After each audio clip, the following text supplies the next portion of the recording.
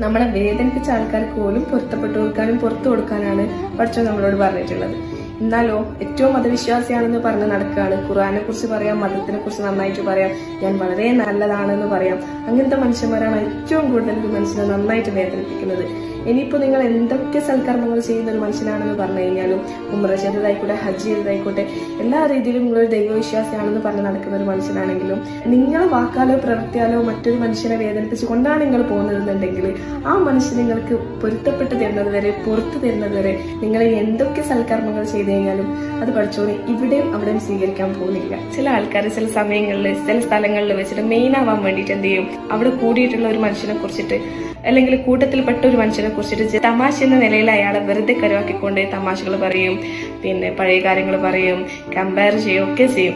ഈ സമയത്ത് ചിലപ്പോൾ നിങ്ങളും നിങ്ങളുടെ കൂടെ ഇരിക്കുന്ന ആൾക്കാരും ക്ലാപ്പ് ചെയ്തൊന്നും ഭയങ്കരമായിട്ട് ചിരിച്ചെന്നൊക്കെ വരും. തമാശ